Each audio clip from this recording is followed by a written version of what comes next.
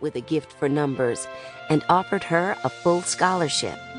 She entered the college's math department. As she walked across campus, numbers would march in Katherine's head. Calculus, algebra, trigonometry, probability classes.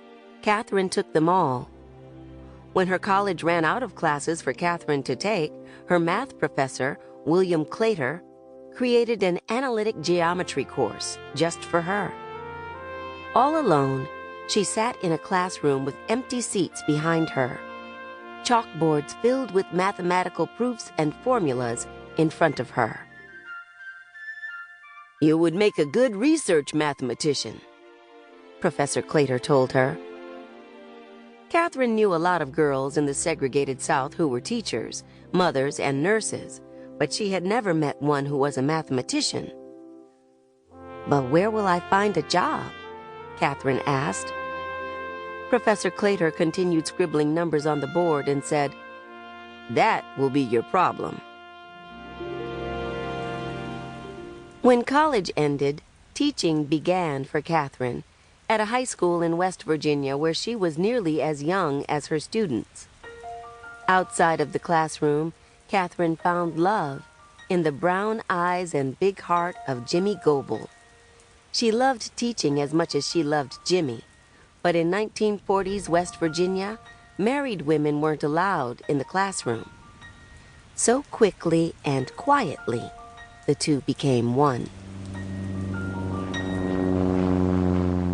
They both now taught at a high school in Jimmy's hometown of Marion, Virginia. First one, then two, then 3 daughters were born. 2 teachers' salaries plus 2 summer jobs barely equaled a roof over their heads. And with 3 little girls to care for, Katherine and Jimmy knew the numbers weren't adding up. Jimmy's sister and brother-in-law told them of the opportunities in Hampton, Virginia, where there were plenty of shipyard jobs waiting for Jimmy, and even a government job for Katherine. It wasn't teaching, but over at the National Advisory Committee for Aeronautics at Langley Aeronautics.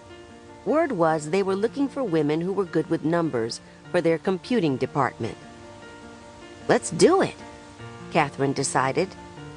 She didn't know much about flight, but Katherine knew an awful lot about math.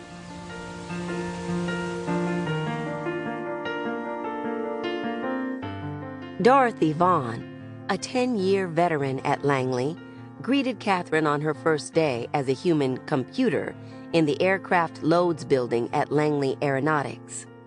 The West Computing Office was filled with the brown faces of women furiously completing data sheets of equations.